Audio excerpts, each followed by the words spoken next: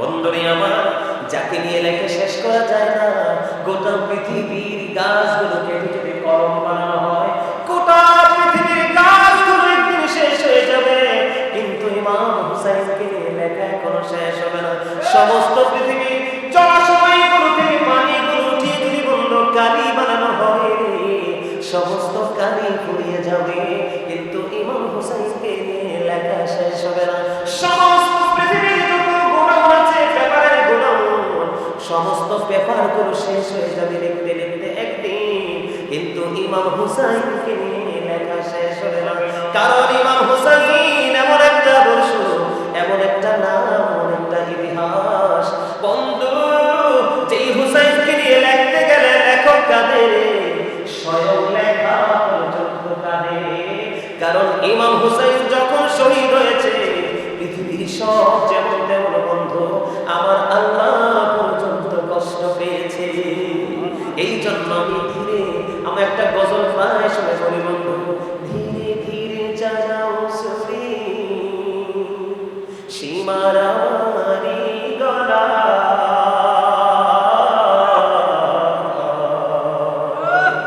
জলাদিনের কান্দন শুনতে দাওয়া দে আমায়, সীমার তোরে বিনয় করে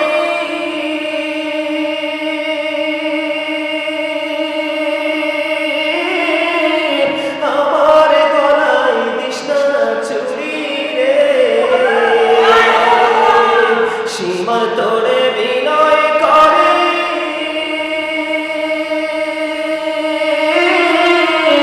আমার গলায় দিস না ছুরি রে, বেহেশতেতে নিব তোরে আখিরি বেলায়, জয়নালাব্দিনের কান্দন শুনতে দাওয়া দে আমায়।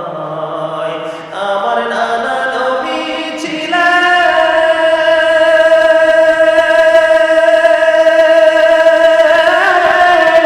গুনাহগারের শাফি হলেন গো। আমার নানা নবী ছিলেন, গুনাহগারের শাফি হলেন গো। এই গলায় দিতেন চুমা, এই গলায় দিতেন চুমা নানাজি সদা,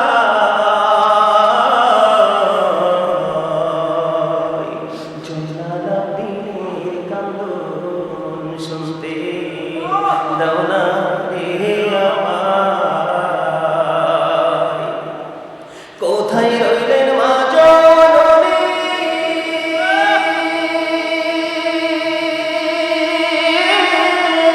তোমার হুসাইন ধরাশায়ী গো, সীমার বসিল মাগো, সীমার বসিল মাগো আমারি সিনায়, জয়নালাব্দিনের কান্দন শুনতে দাও না রে আমায়। ধীরে ধীরে চালাও সুরি সীমারারি গলায়, জয়নালাব্দিনের কান্দন শুনতে দাও না রে আমায়। আমার গলায় দিলে সুরি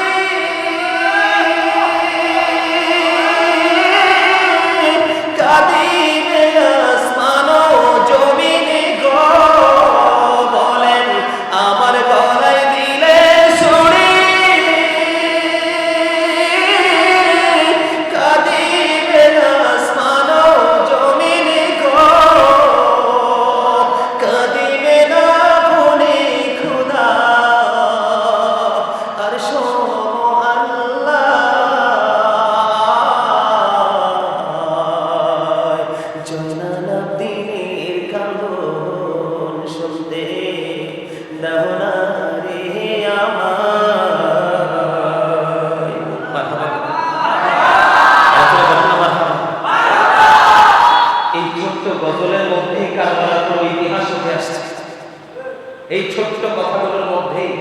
নির্মমতা উঠে এসেছে, ঠিক কিনা বলে?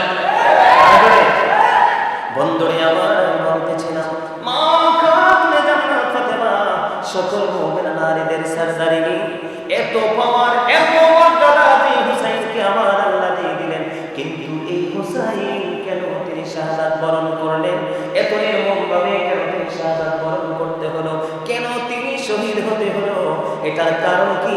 ইয়াজিদের মধ্যে কি এমন নষ্ট চরিত্র ছিল যেটা ইমাম হুসাইন মেনে নিতে পারে নাই?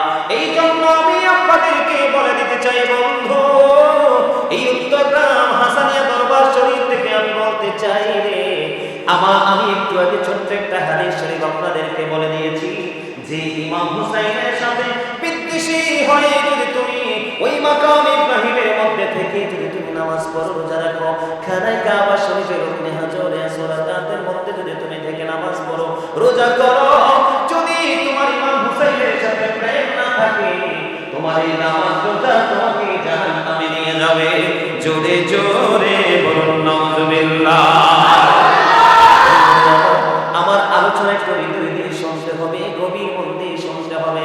আমি বিশেষ করে স্টুডেন্ট যারা আছো, তোমরা ছাত্র যারা আছো, তোমাদেরকে বলবো, কারণ অসংখ্য গণিত নবীর দুশমন আহলে বাইতের দুশমন যদি একত্রিত হয়, একটা নবীর প্রেমিকের হুঙ্কারে ঘরে যেতে বাধ্য হয়।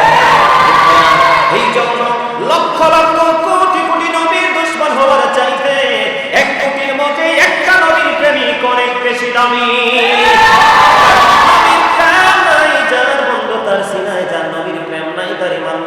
বলে গেলে চলবে না, এখন থেকেই ট্রেনিং নিতে হবে, এখন থেকেই শিখতে হবে।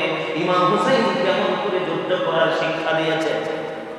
উম্মুল ফজল বিনতে হারিস রাদিয়াল্লাহু তাআলা আনহা থেকে হাদিস কানা বর্ণিত, তিনি বলে দিলেন, আমি একদিন স্বপ্ন দেখেছি। স্বপ্নটা হলো কি? গভীর মনোযোগ। আমি নবীর আহলে বাইতের সাথে যদি তোমাদের শত্রুতা থাকে, তোমাদের কি অবস্থা হবে বোঝানোর জন্য বলে দিতে চাই। তখন তিনি কি করলেন? উম্মুল ফজল বিনতে হারিস তিনি নবীজির কাছে চলে গেলেন। নবীজির কাছে গিয়ে ডেকে বললেন, ইয়া রাসূলুল্লাহ, ইয়া হাবিবাল্লাহ, নবী গো, ও প্রাণের নবী, আমি একটা স্বপ্ন দেখেছি গো নবী। ইয়া রাসূলুল্লাহ, আমি একটা স্বপ্ন দেখেছি।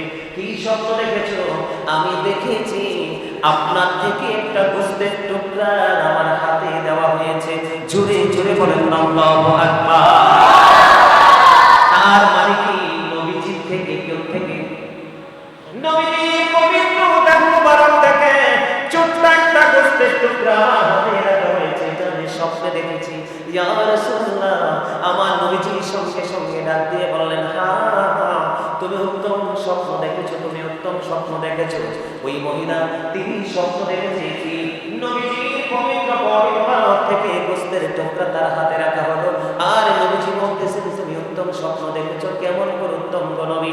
আমার আপনার প্রাণের নবী তিনি বলে দিয়েছেন, একদিন আমার কলিজার টুকরা ফাতেমার সন্তান প্রসব হবে, আর ওই সন্তানটাই তোমার কোলে রাখা হবে। জোরে জোরে সুবহানাল্লাহ। আমার নবী বলে দিয়েছে, আমি হুসাইন থেকে, আর হুসাইন আমার থেকে। জোরে জোরে সুবহানাল্লাহ। জান্নাত ফাতেমা হযরত হুসাইন রাদিয়াল্লাহু তাআলা আনহুকে যখন প্রসব করলেন, প্রসব করার পরে ওই ওনার হাতের মধ্যে রাখা হলো। উনি কি করলেন? নবীজির কাছে নিয়ে তুলে দিলেন। তুলে দেওয়ার পরে তিনি বলতেছেন, উম্মুল ফজল বিনতে হারিস তিনি বলতেছেন, আমি নবীজির কোলে যখন ফাতেমার কলিজার টুকরাকে তুলে দিলাম, তুলে দেওয়ার পরে হঠাৎ করে আমার দৃষ্টিতে একটু অন্যদিকে গেল। আমি দৃষ্টি ফিরিয়ে দেখতেছি আমার নবীজি ক্রন্দন করতেছে, তার মানে কাঁদতেছে। আমার নবীজির চক্ষু মোবারক দিয়ে চোখের পানি ঝর ঝর করে পড়তেছে। এবার আমি একটা ডাক দিয়ে বললাম, ইয়া রাসূলুল্লাহ, নবী, নবী গো, আপনি কেন গো কাঁদতেছেন গো? ইয়া রাসূলুল্লাহ, আপনার কান্নার কারণ কি? আমার নবীজি বললেন, আমার কান্নার কারণ হলো ওই জিবরাইল এসে আমাকে খবর দিয়ে গেছে রে, আমার এই কলিজার টুকরাকে শহীদ করা হবে। এই জন্য আমি নবী কাঁদতেছি। শুধু তাই নয় ও বন্ধু, শুধু তাই নয়, ওই জিবরাইল এসে ওই যেখানে শহীদ হবে কারবালার মাটি পর্যন্ত আমার হাতে দিয়ে গেছে। জোরে জোরে বলুন আল্লাহু আকবার।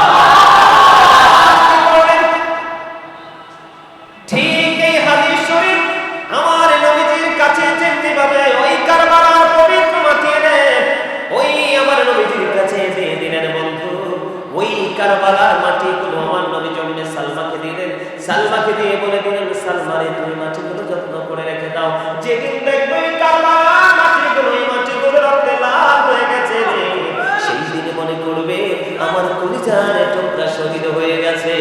জোরে জোরে বলুন আল্লাহু আকবার, আরো জোরে বলুন আল্লাহু আকবার।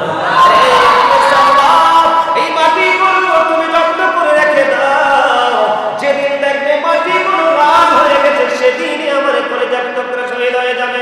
ওই 61 হিজরিতে যখন কারবালার শুরু হয়ে যাবে, এখন যুদ্ধ শুরু হয়ে যাবে, ঠিক তার পূর্বক্ষণে উম্মে সালমা স্বপ্নে দেখলেন সত্যি সত্যি আমার নবীজির সাথে দেখা হয়ে গেল। কি রে দুলাবাড়িতে দোসর কেন আমার প্রাণের নবীজি? এই কারণে দোসর আমি কারবালার ময়দান থেকে এসেছি। সত্যি সত্যি স্বপ্ন দেখার পরে উম্মে সালমা তিনি ওই সংরক্ষিত মাটিগুলোর দিকে নজর দিয়ে চাইয়া দেখলেন ওই মাটিগুলো রক্তে লালে লাল হয়ে গেছে। জোরে জোরে আল্লাহু আকবার। ওই ফোরাত নদীর পানি পর্যন্ত ইয়াজিদ বাহিনী বন্ধ করে দিয়েছে, কারণ ইয়াজিদ ছিল পরিপূর্ণ মিথ্যার দিকে। কোন দিকে? ইয়াজিদ ছিল পরিপূর্ণ মিথ্যার দিকে, আর ইমাম হুসাইন ছিল বন্ধ পুরোপুরি সত্যের দিকে। কারণ ইমাম হুসাইনের উপদেশটা হলো আপনার আমার প্রাণের নবী ইমামুল মুরসালিন রাহমাতাল লিল আলামিন, আর ইয়াজিদের উপদেশটা হলো একজন ইহুদি যার নাম হলো শারজুল বিন মানসুর রুমি। জোরে জোরে বলুন নাউজুবিল্লাহ। সারা জীবন আমরা শুনেছি তেলে আর জলে কখনোই মিশে না, ইমানদার এবং বেঈমান কখনো এক হতে পারে না, নামাজি এবং বেনামাজি কখনোই এক হতে পারে না, একজন সত্যবাদী আর একজন মিথ্যাবাদী যেমনি এক হতে পারে না, ঠিক তেমনি ভাবে সত্য এবং মিথ্যাও কখনো এক হতে পারে না। কারণ সত্যের নিয়ামত হলো চিরস্থায়ী জান্নাত, মিথ্যার নিয়ামত হলো চিরস্থায়ী জাহান্নাম। শুনেছেন কিনা জানি না, আমার রাসূল বলে দিয়েছেন কেউ যদি মিথ্যা কথা বলে, মিথ্যা বলার মধ্যে অভ্যস্ত হয়, আমার রাসূল বলেছেন মিথ্যা কথা বলার সঙ্গে সঙ্গে তার মুখ থেকে এত বেশি দুর্গন্ধ বের হয়ে আসে, এই দুর্গন্ধ সহ্য করতে না পেরে তার সিকিউরিটি হিসাবে যেই ফেরেশতাগুলো তার সঙ্গে আছে, ওই ফেরেশতাগুলো ওই ব্যক্তি থেকে 1760 গজ দূরে চলে যায়। জোরে জোরে কন্যা নাউজুবিল্লাহ। আমি আপনাদেরকে কারবালার মর্মান্তিক অধ্যায়টা একটুখানি বুঝাই। ইমাম হুসাইন রাদিয়াল্লাহু তাআলা আনহুর সাথে বিদ্বেষ করলে বন্ধু উপায় নাই, উপায় নাই। ইমাম হুসাইন রাদিয়াল্লাহু তাআলা আনহুকে ফুরাত নদীর পানি দেওয়া হয় নাই। যেই নবীরা হবে পৃথিবী হতো না, আমরা কেউ হতাম না, ওই নবীর কলিজার টুকরার জন্য ফুরাত নদীর পানি বরাদ্দ আমি একটুখানি বলে দেই বন্ধু। যেই ব্যক্তি হযরত ইমাম হুসাইনকে ফুরাত নদীর পানি পান করায় সবচেয়ে বেশি বাধা প্রদান করেছিল, ওই ব্যক্তির সর্বশেষে মৃত্যুটা কেমন হয়েছে জানেননি? আহলে বাইতের সাথে প্রেমের ডোরি লাগাও, এখনো সময় আছে বন্ধু, সময় চলে গেলে আর তুমি খুঁজে পাবা না। আহলে বাইতের সাথে দুশমনী সবচেয়ে বড় জুলুম, ঠিক কিনা বলেন? এই জন্য আমি একটা গজল লিখেছি বন্ধু। এই যে জালেমরা বর্তমানে দেখবেন মিডিয়ার মধ্যে ঢুকলে শুধু ইয়াজিদকে সাধু সাজাইতে চায়, এটার চেয়ে বড় জুলুম আর কিছুই হতে পারে না। আরো বলে বলেন ঠিক না ঠিক? আলেমদের উপায় আছে নি? জুলুম যারা করে না বন্ধু হারাইলা দুকুল, জনম জনম কি দিও তোমার হবে না মাসুল। জুলুম যারা করে না বন্ধু হারাইলা দুকুল, জনম জনম কে দিও তোমার হবে না মাসুল। একবার ভেবে দেখো না তোমার কোথায় ঠিকানা, একবার ভেবে দেখো না তোমার কোথায় ঠিকানা। এখনো তো আছে সময়, এখনো তো আছে সময়, বুঝো তোমার ভোর, জনম জনম কে দিও তোমার হবে না মাসুল। কেন বলেছি বন্ধু? যিনি সবচেয়ে বেশি ভূমিকা পালন করেছিল ফোরাত নদীর পানি নবীর আহলে বাইতকে দিবে না, আলী মুকাম এবং তার সদস্যদেরকে খাইতে দিবে না, তাদের নির্মমতা এত এত গভীর ছিল, ওই ব্যক্তির পানির তৃষ্ণা লাগছে, পানির যখন তৃষ্ণা লাগলো শুধু সে পানি পান করতেছে, পানি পান শুধু কন্টিনিউ পানি পান করতেছে। বন্ধু, পানির যখন তৃষ্ণা লাগলো সে শুধু পানি পান করতেছে, কিন্তু তার পানির তৃষ্ণা কোনোভাবেই মিটতেছে না। পানির তৃষ্ণা লাগতেছে আর পানি পান করতেছে, এমনি করে করে বন্ধু পানি পান করতে করতে করতে করতে তার তৃষ্ণা মিটে না। সর্বশেষে তার পেটে এত বেশি পানি জমাট বেঁধেছে, পানির তৃষ্ণা কিন্তু মিটেনি, অথচ তার বডিতে পানি পরিপূর্ণ ভরপুর ছিল। সর্বশেষে আর তার বডি পানি নিতে পারে না। ও বন্ধু, সর্বশেষে পেটটা ব্রাস্ট হয়েছে, পানি পানি করতে ইন্তেকাল করেছে। ওই পাপিষ্ঠদের দিনে আমি কথা বলতে চাই না, আমি আপনাদেরকে বলে দিতে চাই, ইমাম হুসাইনকে শহীদ করে ইয়াজিদ মনে করেছিল অনেক বড় যুদ্ধেরকে সমাপ্ত করেছে। আসলে না না না, ইমাম হুসাইন শহীদ হওয়ার পরে ইয়াজিদ পৃথিবীর বুকে বেশি দিন বাঁচতে পারে নাই। 2 বছর 8 মাস, মতান্তরে 3 বছর 8 মাস পর্যন্ত বেঁচে ছিল। আপনারা বলেন, একটা মানুষের জীবনে 2 বছর 8 মাস, 3 বছর 8 মাস একটা হায়াত হলো? কোন হায়াত হলো না। ইমাম হুসাইন রাদিয়াল্লাহু তাআলা আনহুর শাহাদাতের পরে ইয়াজিদ একটা দিনের জন্য বন্ধ ভালো শান্তি মতো একটা মিনিট কাটাইতে পারে নাই, কারণ তার উপরে তো ছিল আমার আল্লাহর লানত। আমি সেই দিকে পড়ে যাই, আগে নিষ্ঠুরতা নির্মমতার যে সিম্পটম এটা আগে তুলে ধরবো। বন্ধুরে আমার, ফোরাত নদীর পানি বন্ধ বন্ধ করে দিল। এই দিক দিয়ে ওই যে একটু আগে আমি গজল বলেছি, একটুখানি গজল বলেছি, আপনারা খেয়াল করেছেন কিনা জানি না। ওই যে বলেছি, জুলুম যারা করে না বন্ধু হারাইলা বকুল, জনম জনম কেঁদেও তোমার হবে না মাসুল, একবার ভেবে দেখো না তোমার কোথায় ঠিকানা, এখনো তো আছে সময়, এখনো তো আছে সময়, বোঝো তোমার ভুল, জনম জনম কেঁদেও তোমার হবে না মাসুল। এই যে বললাম, এখনো যদি তুমি ভুল বুঝতে পারো, আমার আল্লাহ তোমাকে ক্ষমা করতে প্রস্তুত। তার একটা এক্সাম্পল, নির্মম যুদ্ধ শুরু হওয়ার আগে যে হুর ইমাম হুসাইনকে কুফা পর্যন্ত নিয়ে এসেছিল, যুদ্ধ শুরু হওয়ার পূর্বে সে তার মনের মধ্যে আহলে বাইতের প্রতি প্রেম জন্ম হয়ে গেল, ভালোবাসা জন্ম হয়ে গেল। হুর একটা ডাক দিয়ে বললেন, ওগো আলী মকাম, ওগো নবীর কলেজার টুকরা, আমার একটা প্রশ্ন আছে, জানতে মনে চায় গো। তোমার প্রশ্নটা কি আমাকে করো। কয়ে, আমি তো আপনাকে কুফা পর্যন্ত নিয়ে এসেছি, শত্রুদের একেবারে আক্রমণে আপনাকে নিয়ে এসেছি, কিছুক্ষণের মধ্যে আপনাকে শহীদ করে দেওয়া হবে, আপনাকে পৃথিবী থেকে চিরদিনের জন্য বিদায় করে দেওয়া হবে। ওগো নবীর কলিজার টুকরা, আমি তো আপনাকে এনেছি দুশমনের কবলে, এখন যদি আমি আল্লাহর কাছে তওবা করি, অনুতপ্ত হয়ে আমার আল্লাহ ক্ষমা করবে কিনা।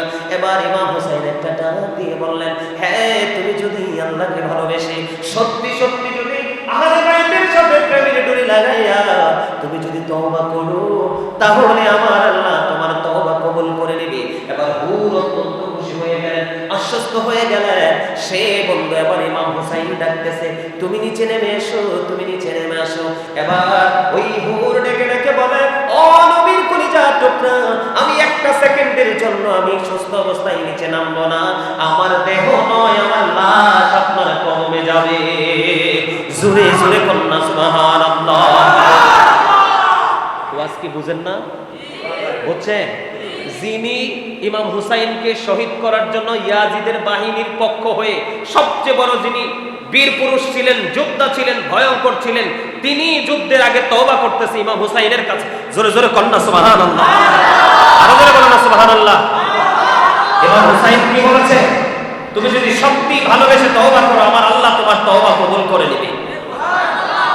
তারপরে তিনি বলেছেন, আমার দেহ আপনার কাছে যাবে না, আমি সুস্থ অবস্থা আপনার কাছে যাব না, আমার লাশ আপনার কদমে যাবে, আপনার পক্ষে সর্বপ্রথম শহীদ হব আমি হুর। জোরে জোরে বলেন না সুবহানাল্লাহ, আর জোরে বলেন সুবহানাল্লাহ। আমাদের সেই চেতনা নিয়ে বাঁচতে হবে, না হয় দুনিয়াও শান্তি নাই, আখিরাতেও। এই শান্তির জায়গা খুঁজতে হলে আহলে বাইতের বিকল্প। বন্ধু, দেখতে দেখতে দেখতে দেখতে অনেক কিছু হয়ে গেল, একক যুদ্ধ শুরু হয়ে গেল। আমার দিকে তাকান, একক যুদ্ধ শুরু হয়ে গেল। সর্বপ্রথম নবীর পরিবার থেকে আলী আকবর বের হয়ে আসলো। ইমাম হুসাইনকে একটা ডাক দিয়ে বললেন, বাবা বাবা গো, আমাকে অনুমতি দেন, আমি সত্যি যুদ্ধের পথযাত্রী হতে চাই, ওই ইয়াজিদ বাহিনীর সাথে আমি যুদ্ধ করতে চাই। আলী আকবরকে ইমাম হুসাইন অনুমতি দিয়ে দিলেন। অনুমতি দিয়ে দেওয়ার পরে এবার তিনি যুদ্ধের ময়দানে গেলেন। যুদ্ধ করতে করতে ইমাম আলী আকবর আর সহ্য করতে পারে না, দৌড়ে চলে আসলেন। এবার ইমাম হুসাইনকে এসে ডাক দিয়ে বললেন, বাবা বাবা গো, পানির তৃষ্ণায় আর তো পারছি না গো বাবা, বাবা একটুখানি পানি দাও না। পানি দিবি কোত্থেকে রে বন্ধু, কারণ 3 দিন পর্যন্ত তো বাবাও পানি পান করতে পারে না, কারণ ফোরাত নদীর পানি বন্ধ করে দিয়েছে। এবার হযরত হুসাইন একটা ডাক দিয়ে বললেন, বাবা বাবা গো, আমি যখন তৃষ্ণার্ত হতাম, পিপাসা লাগতো, আমি আমার নানার কাছে যখন যেতাম, নানার কাছে যদি কোনো অপশন না থাকতো, আমার নানা আমার দিকে নানার জিহ্বা মোবারক বের করে দিত, আমি নানার জিহ্বা মোবারক চষে আমি পরিতৃপ্ত হয়ে যেতাম। আমার কাছে এই অপশনটাই বাকি আছে রে বাবা। এবার ইমাম হুসাইন ওনার সুস্থ শুষ্ক জিহ্বাটা ওই ইমাম আলী আকবরের দিকে যখন বের করে দিল, আলী আকবর চষতে থাকলো, কিন্তু এই জিহ্বা চষে তো তৃপ্তি হওয়ার কোনো সুযোগ নেই, কারণ এই জিহ্বায় তো কোনো পানি না। ঠিক কিনা বলেন বন্ধুরে আমার? এবার বাবার জিহ্বাটা চষলেন, চষতে চষতে দেখে পানি নাই রে, পানি নাই। তারপর সত্যের পক্ষে লড়াই করতে পিছপা হয় নাই, আবার চলে গেলেন যুদ্ধের ময়দানে। যুদ্ধ শুরু করলেন। যুদ্ধ করতে করতে হঠাৎ করে আলী আকবর একটা ডাক দিলেন, বাবা বলে। এবার ইমাম হুসাইন দৌড়ে ছুটে গেলেন ওই নির্মম কারবালার অধ্যায়, দৌড়ে চলে গিয়ে দেখলেন ওই কলিজার টুকরার মুখের মধ্যে তীর বিদ্ধ হলো। এবার আলী আকবর ডেকে ডেকে বলে, বাবা বাবা গো, আমার তীর আপনি বের করে নেন, ইয়াজিদ বাহিনীর উপর আমি হায়দারি আক্রমণ চালাবো। কিন্তু ইমাম হুসাইন যখন ওই আলী আকবরের মুখ থেকে যখন তীর যখন টেনে বের করলো, তখন সঙ্গে সঙ্গে আলী আকবর শাহাদাত বরণ করে ইন্না লিল্লাহি ওয়া ইন্না ইলাইহি রাজিউন। বন্ধুরে আমার, পিতা প্রমাণ করে ইমাম হুসাইন আলী আকবরের এই পবিত্র দেহ নেওয়ার আগে ওনার একটা চুল একটা দাড়িও পাকে নাই। যখন নিজের চোখের সামনে কলিজার টুকরা যখন শহীদ হয়ে গেল, ওনাকে যখন কাঁধে উঠিয়ে তাঁবুর দিকে যখন রওনা দিলেন, এবার জয়নব ওই তাঁবুর দিক থেকে তাকায় দেখে ওই প্রাণের ভাই ইমাম হুসাইনের দাড়ি এবং চুল পাইকা সাদা হয়ে যাচ্ছে। জোরে জোরে আল্লাহু আকবার। ও বন্ধু তাঁবুর দিকে রেখে দিলেন। এবার দ্বিতীয় দলের পালা, হযরত হাসান রাদিয়াল্লাহু তাআলা আনহুর কলিজার টুকরা কাসেম রাদিয়াল্লাহু তাআলা আনহু দৌড়ে চলে আসলেন, চাচা চাচা গো, অনুমতি দাও না, যুদ্ধের ময়দানে চলে যেতে হবে, আমি সত্যের পক্ষে লড়াই করে সেই পথযাত্রী হতে চাই। কাসেম রাদিয়াল্লাহু তাআলা আনহু যুদ্ধের ময়দানে চলে গেল। যাওয়ার পর ওই হযরত কাসেম রাদিয়াল্লাহু তাআলা আনহু তিনিও শাহাদাত বরণ করলেন। হযরত হুসাইন রাদিয়াল্লাহু তাআলা আনহু ওনার ওই পবিত্র দেহ তাঁবুর কাছে নিয়ে আসলেন। ইন্না লিল্লাহি ওয়া ইন্না ইলাইহি রাজিউন। এবার বন্ধু, এবার ইমাম হুসাইন তাঁবুর সামনে বসে রইলেন। বনি আসাদ গোত্রের এক বড় তখন তীর নিক্ষেপ করলো ছোট্ট শিশু আলী আকবরের বুকের মধ্যে সে তীর লাগলো। উনি বন্ধু কি করলেন? শহীদ হয়ে গেলেন। ইন্না লিল্লাহি ওয়া ইন্না ইলাইহি রাজিউন। ছোট্ট শিশু আলী আকবর শাহাদাত বরণ করলো। তীর যখন মারলো ওনার বডিতে সে তীরে নিক্ষেপিত হলো, শাহাদাত বরণ করলেন। একটা একটা করে আপন আপন করে একক যুদ্ধের শেষ প্রান্তে চলে আসলেন। সর্বশেষে আবার ইমাম হুসাইনের পালা। সবাই বন্ধু দৌড়ে দৌড়ে ছুটে ছুটে আসছে, দেখতেছে ইমাম হুসাইনকে আক্রমণ করার সাহস তো এরকমভাবে কেউ পাচ্ছে না। ইমাম হুসাইন যুদ্ধের ময়দানে চলে গেলেন। যুদ্ধের ময়দানে চলে যাওয়ার পরে এবার যুদ্ধের ময়দানে যুদ্ধ করতে করতে করতে করতে করতে করতে বন্ধু ইমাম হুসাইন বুঝতে পারলেন যে নামাজের সময় হয়েছে। কিসের নামাজ? জোহরের নামাজ। কিসের নামাজ? জোহরের নামাজের সময় হয়ে গেল। এবার দেখে বললেন, এখন কি জোহরের নামাজের সময়? কয় তাহলে আমাকে একটু নামাজের সময় দাও। নামাজ যখন শেষ করলেন, এবার সীমার এসে বুকে বসলেন। সীমার বুকের উপর বসতে দেরি, সীমার যখন বুকটার উপর চেপে বসলো, এবার ইমাম হুসাইন সীমারকে একটা ডাক দিয়ে বললেন, সীমা রে, তোর বুকের জামাটা একটুখানি খোল, আমি তোর বুকটা একটুখানি দেখবো। এবার সীমার বুকের জামাটা খুললো।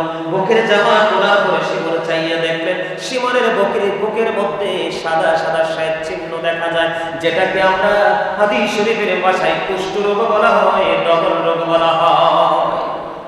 সাদা সাদা শ্বেত চূর্ণ দেখতে পাইলেন।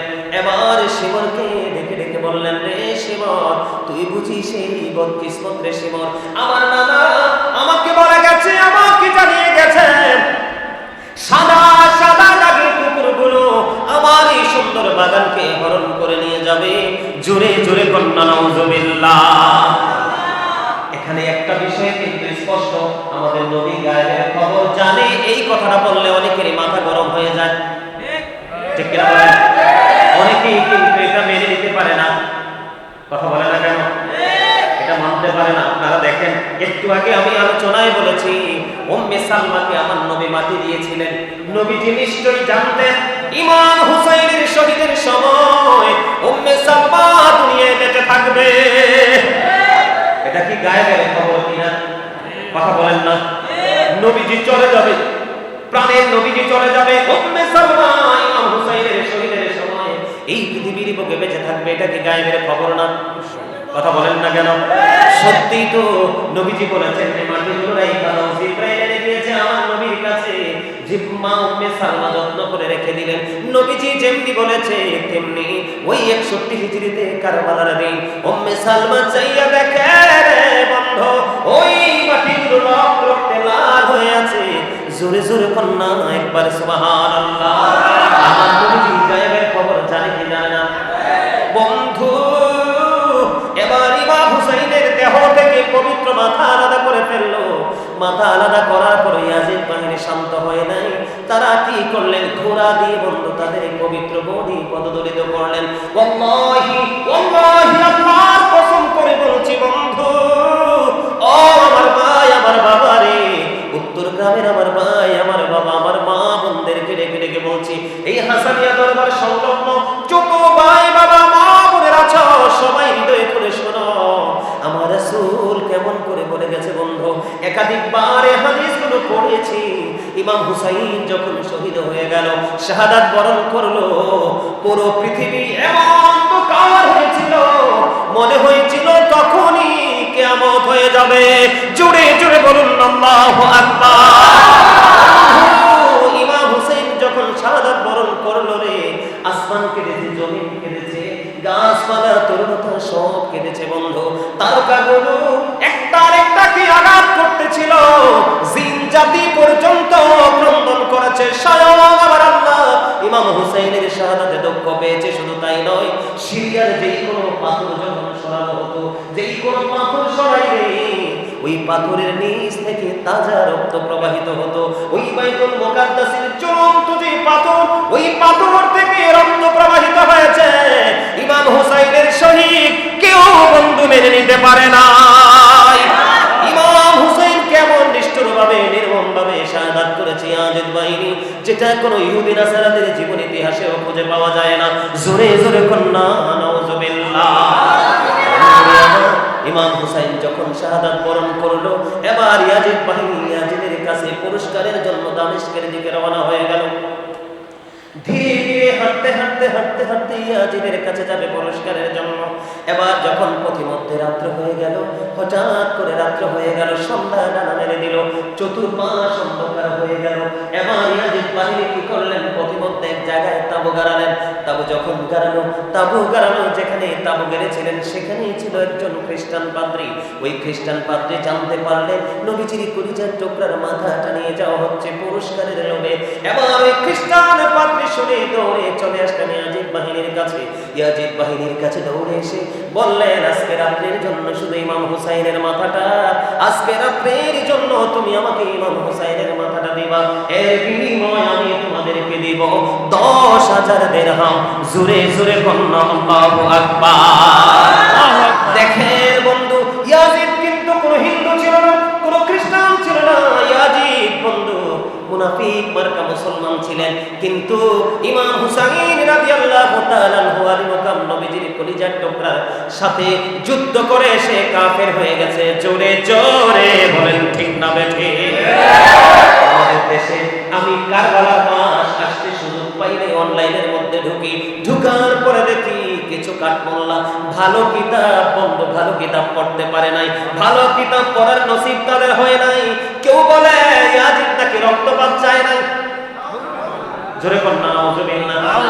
আবার কেউ বলে ইয়াজিদকে কাফের বলা যাবে না, আবার কেউ বলে ইয়াজিদকে ভালো বলা যাবে না, বন্ধ বলা যাবে না। জোরে জোরে বলেন না নাউজুবিল্লাহ। নবী এবং নবীর পরিবারের সাথে বিন্দু পরিমাণ বেয়াদবি করা কুফর, কারণ নবী এবং নবীর আহলে বাইতকে ভালোবাসা ফরজ এবং ঈমান। এবার কি করবেন? ওই খ্রিস্টান পাদ্রী যখন বললেন একটা রাতের জন্য আমাকে নবীজির কলিজার টুকরার মাথাটা দাও, জান্নাতের সরদারের মাথাটা দাও, আমি তোমাকে তার বিনিময়ে দিব 10,000 দিরহাম। ওই ইয়াজিদ বাহিনী রাজি হয়ে গেল, কারণ তারা তো যুদ্ধই করেছে দুনিয়ার জন্য, দুনিয়ার জন্য, সম্পদের জন্য, অর্থের জন্য। ঠিক তেমনি দেখবেন বর্তমানে কিছু বড় বড় শায়েখ আছে, নামের হেডলাইন অনেক লম্বা, দাড়ি অনেক বড় বড়, যুব্ব অনেক বড় বড়, মিষ্টি কথা বলে। তারা দুনিয়ার লোভে অর্থের জন্য এখানে একটা ওখানে আরেকটা করে। আছে না নাই বলেন? আমাদের দেশে আছে না নাই এমন মৌলবি? আরো জোরে বলেন না, আছে না নাই? এবার কি করলেন? ওই খ্রিস্টান পাদ্রী 10,000 দিরহাম দিয়ে দিলেন, ওই খ্রিস্টান পাদ্রীকে মাথা দিয়ে দিলেন ইমাম হুসাইনের। এবার খ্রিস্টান কি করলেন? ওই পাদ্রী সুন্দর করে ইমাম হুসাইনের মাথাটা নিয়ে সুগন্ধিযুক্ত সবচেয়ে উত্তম পানি দিয়ে সুন্দর করে ধুইলেন। ধুইয়া তিনি সবচেয়ে উত্তম জায়গার মধ্যে, উঁচু একটা জায়গার মধ্যে তিনি রেখে দিলেন।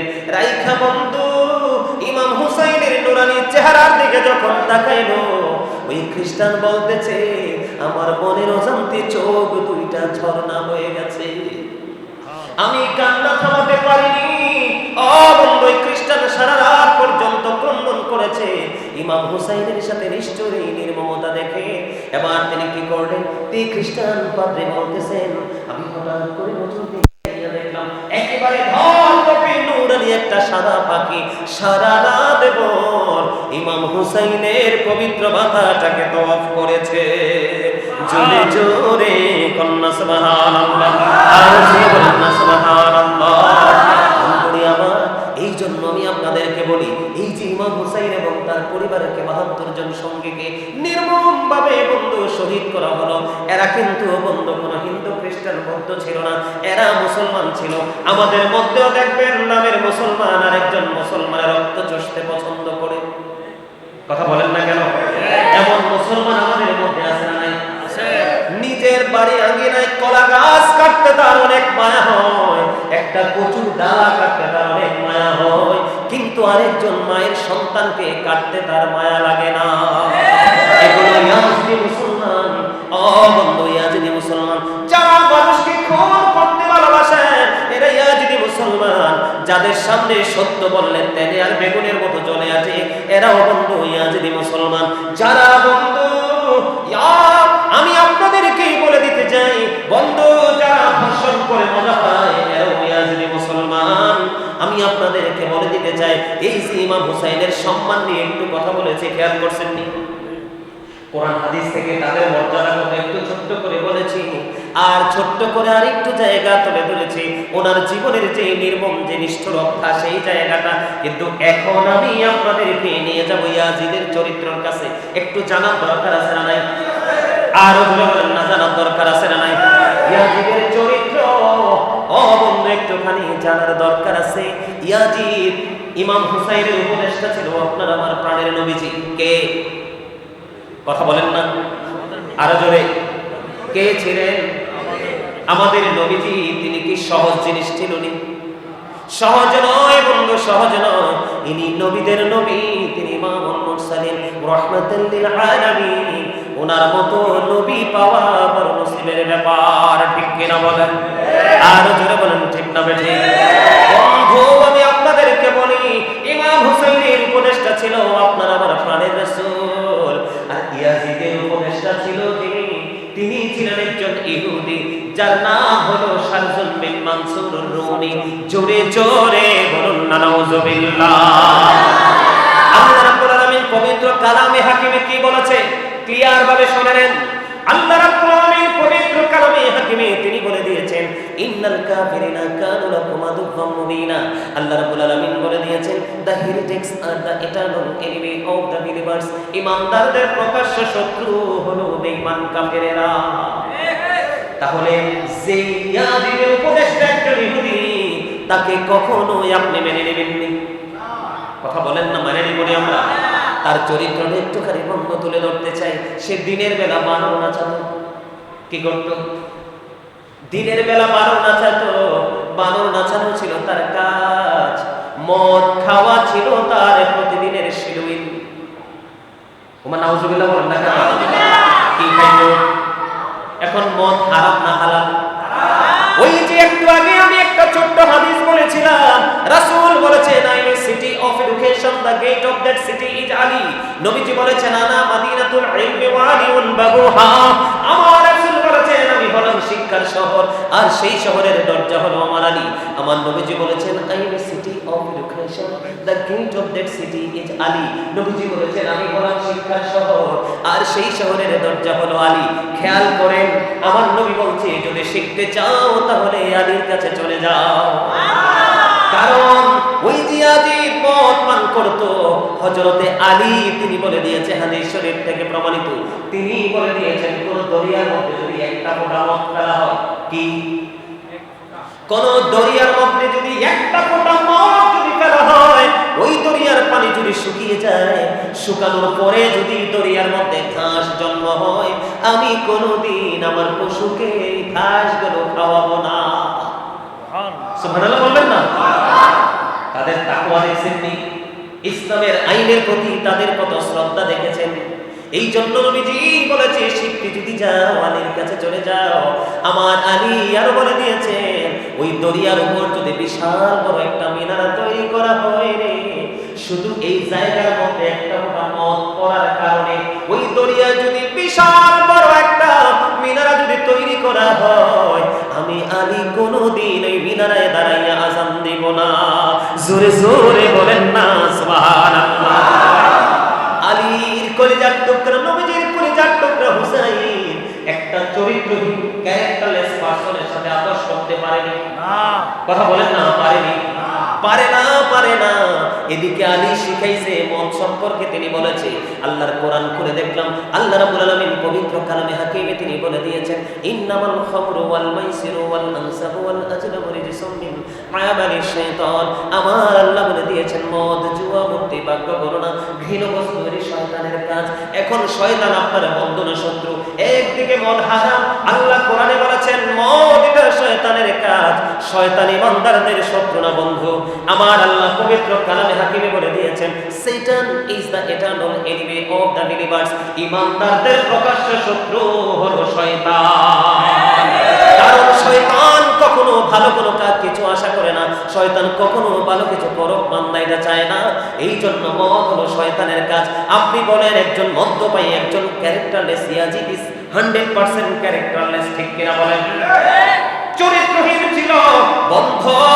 চরিত্রহীন না হইলে দুনিয়ার জন্য এইভাবে নবীর আওলাদকে ধ্বংস করে দিতে পারতো না, এইভাবে লুণ্ঠন করে দিতে পারতো না।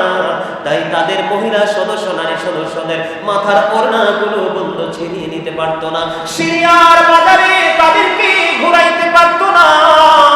যদি সেই চরিত্রবান গুড ক্যারেক্টার সম্পন্ন পারসন হতো, ঠিক কিনা বলেন? চরিত্রহীন বলে কাজগুলো করেছে। ইয়াজিদ কোন সালে কোন হিজরিতে ক্ষমতায় আসছে? আমার দিকে তাকান। ইয়াজিদ ক্ষমতায় আসছে 60 হিজরিতে, রজব মাস, তার মানে মেরাজের চাঁদে রজব মাসের 1 তারিখে ইয়াজিদ 60 হিজরিতে ক্ষমতায় আসছে। ক্ষমতায় আসার পরে এলান করে দিল, যদি ইয়াজিদের পক্ষে কেউ বায়াত না করে তার সাজে হলো মৃত্যুদণ্ড।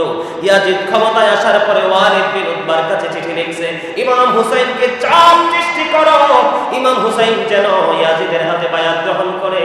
ওয়ালিদ বিন উতবা এবং মারওয়ান ইবনে হাকাম ইমাম হুসাইনকে ডাকলেন। ইমাম হুসাইন তাদের সাথে দেখা করলেন। দেখা করার পরে এবার বললেন, ইয়াজিদের হাতে বায়াত গ্রহণ করতে হবে। ইমাম হুসাইন বললেন, আমি চুপি চুপি কোনো কিছু করব না। জোরে বলুন না সুবহানাল্লাহ। আমি যদি গ্রহণ করি তাহলেই করব জনসম্মুখে সবাইকে নিয়ে, আমি যদি প্রত্যাখ্যান করি তাহলেও করবো সবাইকে নিয়ে, চুপি চুপি আমি কোনো কিছু করবো না। কিন্তু ইমাম হুসাইন তো কোনোদিন তাকে মেনে নেবে না বন্ধু। খেয়াল করেন, ইয়াজিদ এবং তার বাহিনী, ওয়ালিদ বিন উতবা ছিলেন একটু নবীর প্রেমিকের প্রতি, নবীর পরিবারের প্রতি দুর্বল। যখন ইনি গেলেন, বায়াতের জন্য চাপ সৃষ্টি করা হলো, উনি বললেন না না না, আমি বায়াত গ্রহণ করবো না, এই কথা বলে তিনি বের হয়ে যাচ্ছেন। তখন মারওয়ান ইবনে হাকাম ওয়ালিদ বিন উতবাকে একটা ডাক দিয়ে বললেন, ইমাম হুসাইনকে ছেড়ো না, ইমাম হুসাইনকে এখনই কতল করে ফেলো। জোরে কন্যা নাউজুবিল্লাহ। ইমাম হুসাইনকে ছেড়ে দিও না, এখনই তাকে হত্যা করে ফেলো। ওয়ালিদ বিন উতবা একটা ডাক দিয়ে বললেন, আমার হাতে যদি গোটা পৃথিবী দেওয়া হয় রে, তার বিনিময়ে যদি নবীর কলিজার টুকরাকে শহীদ করতে বলা হয়, আমি কখনোই নবীর পরিবারের উপর হাত লাগাইতে পারবো না। জোরে জোরে কন্যা সুবহানাল্লাহ। এমনি করে করে করে করে করে করে 60 স্মৃতি ক্ষমতাতে আসলো। 61 হিজরিতে কারবালা নির্মম ইতিহাস তৈরি করলো। 63 হিজরিতে জিলহজের চাঁদের 3 দিন। খেয়াল করেন, ইয়াজিদের চরিত্র যাদের ভালো বলতে চায়, ইয়াজিদকে যারা সাধু সাজাইতে চায়, বড় বড় এক হেলিকপ্টার বক্তা বলেছে ইয়াজিদ নাকি ইমাম হুসাইনের শহীদের পিছে নাকি ইয়াজিদের হাত নাই। আপনারা শুনছেন নি বয়ানটা? কথা বলেন না, শুনছেন নি? আরেকজনে বলতেছে ইয়াজিদ নাকি তাবি ছিল। ওরে জোরে জোরে কন্যা নাউজুবিল্লাহ। ইয়াজিদের প্রশংসা করতে চাই, একটু তুলে ধরতে চাই, আবার বলতে চাই, ক্ষমতায় বসে 60 হিজরিতে রজব মাস তার মেরাজের চাঁদের 1 তারিখে বন্ধু কারবালা ঘটিয়েছে। 61 হিজরিতে মুহররমের 10 তারিখে। আর 63 হিজরিতে কি করলো ইয়াজিদ বাহিনী, শুনলে অবাক হয়ে যাবে। কোন ইমানদার বন্ধু সহ্য করতে পারতো না। 61 হিজরিতে জিলহজের চাঁদের 3 দিন, 27, 28, 29 তারিখ। কয় তারিখ? 27, 28, 29 তারিখ। 3 দিন বন্ধু জিলহজের চাঁদের এই 3 দিন তারা জিনা, ব্যভিচার, খুন খারাপে লুণ্ঠন, আগুন লাগাও, জ্বালাও, পোড়াও, সব ইয়াজিদ বাহিনী বৈধ বলে ঘোষণা করে দিয়েছে। জোরে জোরে কন্যা নাউজুবিল্লাহ। বাইতুল্লাহতে আগুন লাগিয়ে দিয়েছে। এটাকে কোনো ইমানদার পুরুষের কাজ হতে পারেনি। বাইতুল্লাহতে আগুন জ্বালিয়ে দিল বন্ধু। আপনারা জানেন না, এই 63 হিজরিতে ওই যে হারদার ঘটনা তারা ঘটিয়ে দিল। এত নির্মম ইতিহাস বলতেও বন্ধু ঘৃণা লাগে, কিন্তু তারপরেও বলতে হবে, না হয় আমাদের পরবর্তী প্রজন্ম এগুলো জানতে পারবে না। ও বন্ধু, যেই মসজিদে নববী আপনারা গেছেননি, ওখানে কেউ আসেননি? গেছেন পবিত্র ভূমিতে, মক্কা মদিনায় গেছেন, এখানে কেউ আসেননি বন্ধু। আমি গিয়েছি 22 আমি আপনাদেরকে বলি 2022 গিয়েছিলাম। মদিনাতুল মুনাওয়ারায় গেলেই বন্ধু শীতল হয়ে যায় সব কিছু। যেই মসজিদে নববীর মধ্যে 1 রাকাত নামাজ পড়লে 50,000 রাকাতের সওয়াব। এই পবিত্র ভূমি যেই মসজিদে নামাজ পড়িয়েছেন আমার নবী, আর মুয়াজ্জিন ছিলেন হযরত বেলাল। এমন প্রেমময় মসজিদে নববীর মধ্যে বন্ধু আযান দিতে দেয়নি রে। 3 দিন পর্যন্ত হাররার ঘটনা ঘটিয়েছে। আযান দিতে দেয়নি, নামাজ পড়তে দেয়নি, ইকামত দিতে দেয়নি, কোনো পবিত্র কাজ করতে দেয়নি। ওই ইয়াজিদ ওই মসজিদে নববীর এই পবিত্রতা নষ্ট করে দিয়েছে। ওটার মধ্যে ঘোড়া বেঁধেছিল, মলমূত্র দিয়ে পবিত্র মসজিদকে অপবিত্র করে দিয়েছে। জোরে জোরে কন্যা নাউজুবিল্লাহ। আমাদের দেশে ইয়াজিদ মার্কা মুসলমান আছে না নাই? আরো জোরে বলেন আছে না নাই? ওই যে আমাদের ময়মনসিংহ মুর্শিদপুর দরবার শরীফে ইয়াজিদ বাহিনীর তাণ্ডব আমরা দেখেছি, ঠিক কিনা বলো? ওই মুর্শিদপুর দরবার শরীফে ওই 63 হিজরির ইয়াজিদ বাহিনীর মতো মুর্শিদপুর দরবার শরীফের দেখছি হাড়ি পাতিল, গাছপালা, গরু মহিষ সব কিছু চুরি করে লুণ্ঠন করে নিয়েছে। যেটা করেছিল 61 এবং 63 হিজরিতে ইয়াজিদ বাহিনী। জোরে জোরে কন্যা নাউজুবিল্লাহ। আরো জোরে কন্যা নাউজুবিল্লাহ। ও বন্ধু, আপনাদেরকে বুঝে দিতে হবে, এটা কারো পক্ষে বা বিপক্ষে বলছি না, বাস্তবতা বলছি। ওই তারাই আজকে ইয়াজিদের পক্ষে বলে। আপনারা দেখবেন ওই যে এই যে মুহররম মাস আসবে, ইমাম হুসাইন আহলে বাইতকে নিয়ে কোনো ওয়াজ করবে না। ওই ইয়াজিদকে সাধু সাজানোর তত্ত্ব খুঁজে খুঁজে বের করে। আমি যদি মিথ্যা বলি আপনারা অনলাইনে ঢুকে ঢুকে দেখবেন। জোরে জোরে কন্যা নাউজুবিল্লাহ। আমি আমি আপনাদেরকে বলে দিতে চাই, ওই 63 হিজরিতে এমন তাণ্ডব চালিয়েছেন 1000 মহিলা বন্ধু ইয়াজিদ বাহিনীর তাণ্ডবে অবৈধ সন্তান প্রসব করেছে। জোরে জোরে কন্যা নাউজুবিল্লাহ। কি করেছে? যার সন্তান জন্ম দিয়েছে, বাস্টার্ড জন্ম দিয়েছে, শুধু ইয়াজিদ বাহিনী ওই মদিনার পবিত্র নারীদের উপর হামলা চালিয়েছে, অবৈধ ফিজিক্যাল মেলামেশা করেছে। আপনারা বলেন এটা কোনো মানুষের কাজ হতে পারেনি, জানোয়ার ছাড়া। কথা বলেন না কেন? আরে জানোয়ারের একটা চরিত্র আছে, ঠিক কিনা বলেন? 1000 মহিলার উপরে অবৈধভাবে বন্ধু এমনভাবে মেলামেশা করেছে, 1000 মহিলা অবৈধ সন্তান প্রসব করেছে। একটা সাহাবী এত দামি, একটা সাহাবীর ঘোড়ার খুরার নিচে 3 আঙ্গুলের 1 চিমটি মাটি যদি একটা পাল্লায় রাখা হয়, আর গাউসে পাক থেকে কিয়ামত পর্যন্ত যত আল্লাহর ওলি এই পৃথিবীর বুকে জন্ম হবে, সৃষ্টি হবে, প্রত্যেকটা আল্লাহর ওলিকে যদি একটা পাল্লায় তুলে দেওয়া হয়, সাহাবাদের ঘোড়ার খুরার নিচের 3 আঙ্গুলের 1 চিমটি মাটি যদি একটা পাল্লায় রাখা হয়, ওই সাহাবাদের মাটির ওজনটাই ভারী হবে। জোরে কন্যা সুবহানাল্লাহ। আপনারা বলতে পারেন, বলে হুজুর এখানে কেন আসলেন গো? এখানে আসার কারণ হলো ওই 63 হিজরিতে ওই নিষ্ঠুর ইয়াজিদ বাহিনী বন্ধু 700 সাহাবীকে কতল করেছে। ইন্না লিল্লাহি ওয়া ইন্না ইলাইহি রাজিউন। জোরে জোরে বলুন না নাউজুবিল্লাহ। আর জোরে বলুন না নাউজুবিল্লাহ। বন্ধুরে আমার, এখানেই ক্ষান্ত নয়, মদিনার সাধারণ মানুষ 10,000-এর বেশি মানুষকে নির্মমভাবে হত্যা করেছে। আপনারা বলেন এত নিষ্ঠুর কাজ করার পরে কোন ইমানদার সুস্থ মানুষ তার পক্ষে কথা বলতে পারেনি? কিন্তু ইয়াজিদ এত কিছু করতে পারেনি। পৃথিবীতে মাত্র 2 বছর 8 মাস, মতান্তরে 3 বছর 8 মাস বেঁচে ছিল। একটা দিন সে পৃথিবীতে শান্তি মতো কাটাইতে পারে নাই। তার দলের লোকেরা এক একজন এক একটা নির্মমতার সাথে ইন্তেকাল করেছে। এর মধ্যে সবচেয়ে বড় দুঃখজনক হলো যেটা ইমাম হুসাইন এবং তার সঙ্গীকে ফুরাত নদীর পানি দিতে বন্ধ বেশি না দিতে দেশে ভূমিকা রেখেছে।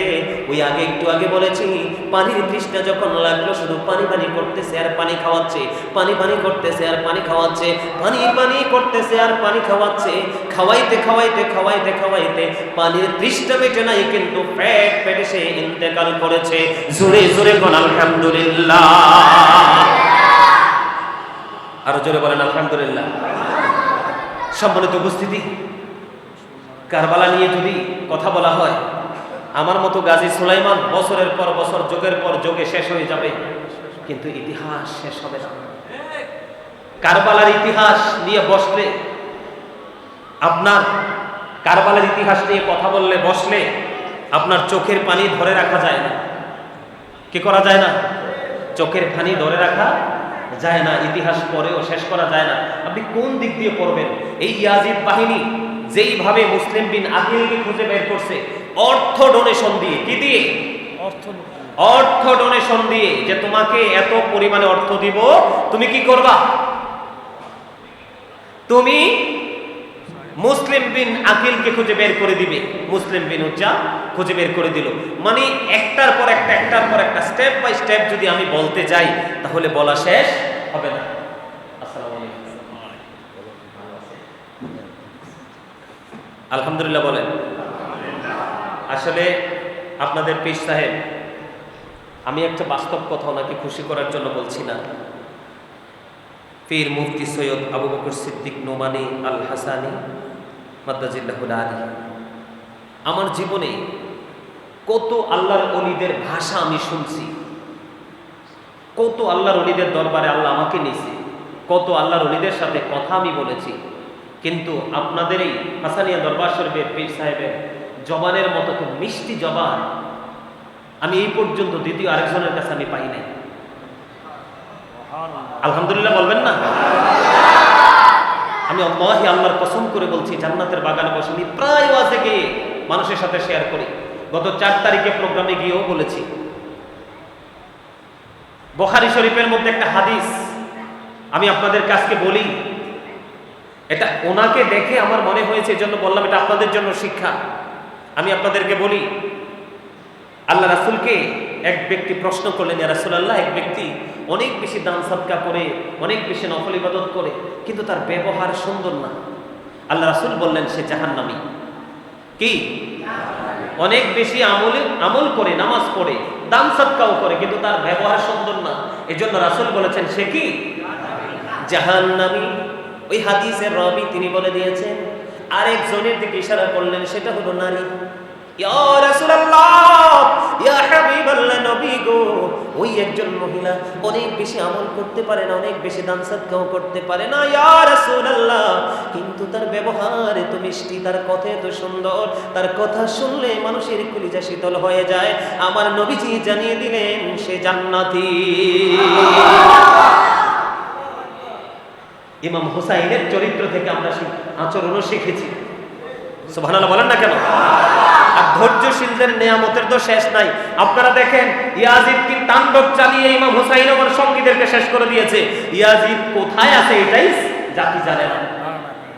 ইয়াজিদের কবর কোথায় এটা আজও কেউ জানে না, কিন্তু হুসাইন যেখানে, তার ছোট্ট একটা অঙ্গ যেখানে, সেখানেই মাজার, সেখানেই জিয়ারত, সেখানেই সম্মান। ঠিক কিনা বলেন?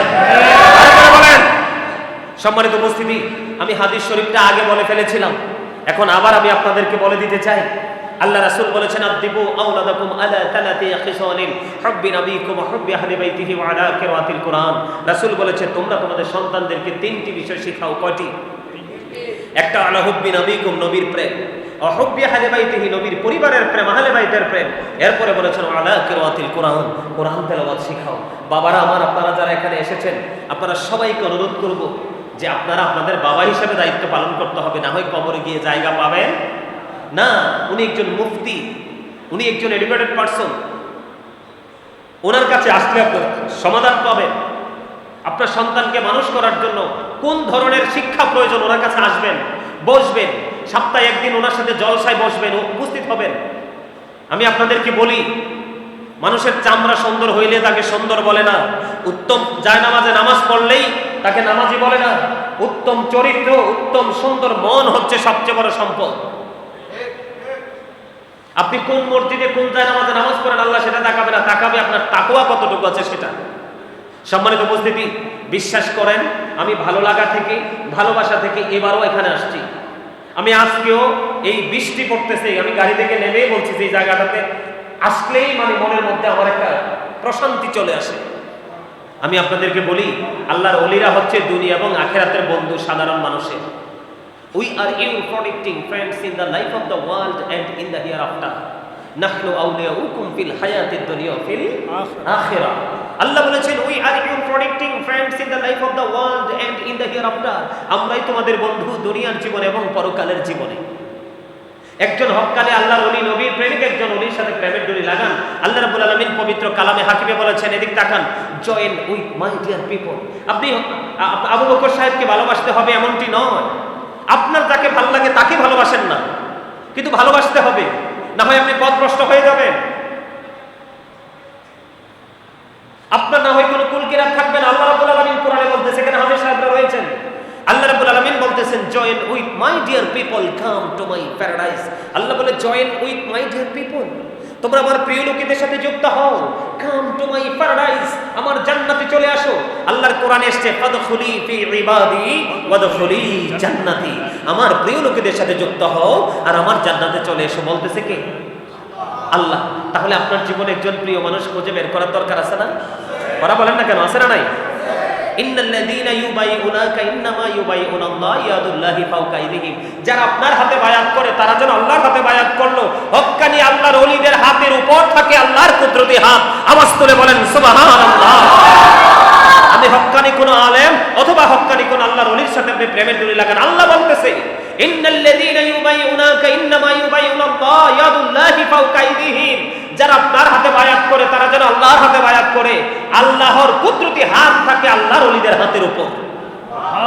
তার মানে আপনি হক্কানি কোন আল্লাহর ওলির হাতে হাত ধরুন, মানিয়ে হচ্ছে আপনি আল্লাহর হাতে কুদরতি হাতে হাত রাখা। জোরে কন্না সুবহানাল্লাহ। আল্লাহ কোরআনে আরো কি বলেছেন? আতিউল্লাহ, তোমরা আল্লাহর অনুগত করো, ওয়া আতিউ রাসূল, রাসূলের অনুগত করো, ওয়া উলিল আমরি মিনকুম, তোমাদের মধ্যকার কি, তোমাদের মধ্যকার যে উলিল আমর রয়েছে তাদের অনুগত করো। উলুল আমর দ্বারা বুঝিয়েছে হক্কানি আলেম, হক্কানি আল্লাহর ওলি।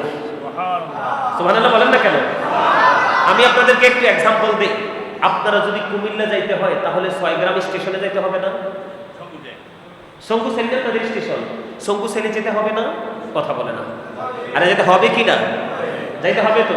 ওখান থেকে সোজা রাজগঞ্জ অথবা ঈদগাহ, আপনি যেটা চুজ করেন, যে স্টেশন আপনার বেশি চুজফুল সেটা আপনি নেবেন, তাই তো? ওখান থেকে আপনি কি করবেন? এশিয়াতে যাবেন না তিশাতে যাবেন, কিন্তু শাসনগাছা যেতে হবে। আপনাকে এক্সাম্পল দিচ্ছি, শশীদল থেকে কোথায়? কুমিল্লা যেই কোনো স্টেশন, ওখান থেকে একটা স্টেশন আপনাকে যেতে হবে, হয় শাসনগাছা, না হয় জাঙ্গালিয়া, না হয় পদুয়ার বাজার।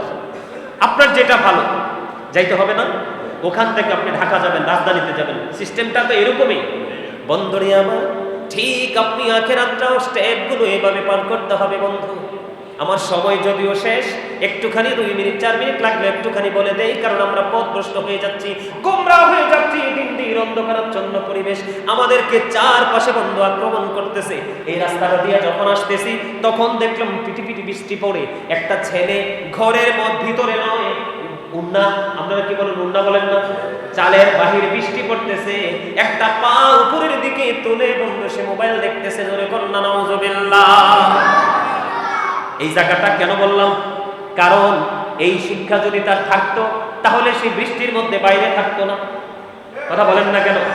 ঘরে থাকতো, কোরআন তেলাওয়াত করতো, না হয় কোনো কিতাব পড়তো। যাক, আমি লম্বা করছি না, আমি আপনাদেরকে বলে দিতে চাই বন্ধু একটু এক্সাম্পল। আল্লাহ রাব্বুল আলামিনকে পাইতে হলে আপনাকে আমাকে একটা জায়গায় যাইতে হবে। আল্লাহ the first pillar is the lord of all রাব্বুল আলামিন। মুহাম্মদ রাসূলুল্লাহ সাল্লাল্লাহু আলাইহি সাল্লাম is the blessing for the world, রাহমাতাল লিল আলামিন। স্রষ্টা হলো রব্বুল আলামিন, নবী হলেন রাহমাতাল লিল আলামিন। একদিকে হলো লা ইলাহা ইল্লাল্লাহ, আরেকদিকে হলো মুহাম্মদুর রাসূলুল্লাহ সাল্লাল্লাহু আলাইহি ওয়াসাল্লাম। ঠিক কিনা বলেন? এখানে আসার কারণ হলো আল্লাহ রাব্বুল আলামিন বলে দিয়েছেন, কুল ইন কুনতুম তুহিব্বুনাল্লাহ ফাত্তাবিউনি ইউহিব্বুকুমুল্লাহ ওয়া ইয়াগফির লাকুম যুনুবাকুম, আল্লাহু গফুরুর রহিম। আল্লাহ বলেছেন, কুল হাবিব, আপনি বলে দেন, যদি আমরা আল্লাহকে পেতে চাই, আল্লাহর কাছে যেতে চাই, আল্লাহকে ভালোবাসতে চাই, আমার আল্লাহ আল্লাহর হাবিবকে শিখাই দিতেছে আমাদেরকে বলার জন্য। কি করার জন্য? আমাদেরকে বলার জন্য। হাবিব, আপনি বলে দেন, যদি কেউ আল্লাহকে পেতে চায় তাহলে তারা যেন নবীকে ভালোবাসে, নবীর কাছে যায়, নবীর অনুগত্য করে। জোরে জোরে বলেন না সুবহানাল্লাহ। আরো জোরে বলেন না। আল্লাহকে ভালোবাসতে হলে নবীকে ভালোবাসতে হবে। ও বন্ধু, আল্লাহ বলেছেন, সে বলুন, ইফ ইউ টু লাভ আল্লাহ, যদি তোমরা আল্লাহকে ভালোবেসে থাকো, ফলো মি মুহাম্মদ সাল্লাল্লাহু আলাইহি ওয়াসাল্লাম, মুহাম্মদ সাল্লাল্লাহু আলাইহি সাল্লামের অনুগত হয়ে যাও, আল্লাহ উইল লাভ ইউ, আল্লাহ তোমাদেরকে ভালোবাসবে, এন্ড ফরগিভ ইউর সিনস, সমস্ত জীবনের গুনাহগুলি maaf করে দিবে। মোটামুটি আমরা কাছাই গেছি না? কথা বলে না, কথা বুঝেন না? আরে ভাই, আল্লাহকে পাইতে স্টেশন একটা আছে, মদিনা। কোথায়? মদিনা। আল্লাহ বলে দিছে না, আল্লাহকে পাইতে চাইলে কার কাছে যাইতে হবে? মদিনাওয়ালার কাছে যাইতে হবে। আর আপনি যদি মদিনাওয়ালার কাছে যেতে চান, আপনাকে লোকাল কোন স্টেশনে যেতে হবে। লোকাল স্টেশন হলো এই উত্তরগ্রামে মাজার মসজিদের খতিব, এই মসজিদের হুজুর, অথবা শঙ্কুসাইলের হুজুর, অথবা 6 গ্রামের হুজুর, অথবা 5 ওরার হুজুর, যাকে আপনার পছন্দ হয়, নবী প্রেমিক যদি হয়, আপনি তার সাথে প্রেমের ডুরি লাগাবেন, তাহলে আপনি অটোমেটিক্যালি রাসূলকে পেয়ে যাবেন। কারণ আমার আল্লাহ কোরআনে বলেছেন, ইন্নামা ইয়াখশাল্লাহা মিন ইবাদিহিল উলামা। জোরে জোরে বলেন আল্লাহু আকবার। পৃথিবীর বুকে যত মানুষ আছে, সকল মানুষের মধ্যে আল্লাহকে সত্যিকার অর্থে ভয় করে হক্কানি আলেমরা। জোরে জোরে কন্যা সুবহানাল্লাহ। আরো জোরে বলেন না সুবহানাল্লাহ। তাহলে আপনার হিসাব কি সহজ হইল কিনা? আল্লাহকে পাইতে হলে রাসূল, রাসূলকে পাইতে হলে হক্কানি আল্লাহর ওলি অথবা হক্কানি কোনো আলেম, তাদের সাথে প্রেমের ডোরি লাগান। নবীজি বলেছে, তুমি যদি কোনো হক্কানি আলেমকে ভালোবাসো হৃদয় দিয়ে, তার কথাগুলো তুমি মেনে মেনে চলো, জীবনে একবারের জন্য তার সাথে তোমার এই পৃথিবীতে দেখা হবে না। নবী বললেন, তুমি টেনশন করো না, তুমি যাকে ভালোবাসবা তার সাথেই তুমি থাকবা।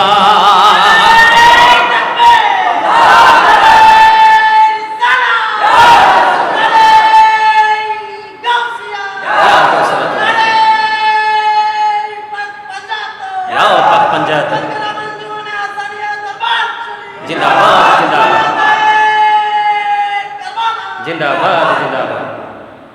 হিসাবটা বুঝছেন নি? কথা বলেন না, হিসাবটা বুঝতে পারছেন? একবারে সহজ না, আরেকটু সহজ করে দিই। রাসূলকে এসে এক জনৈক ব্যক্তি প্রশ্ন করলেন, ইয়া রাসূলুল্লাহ, কিয়ামত কখন হবে?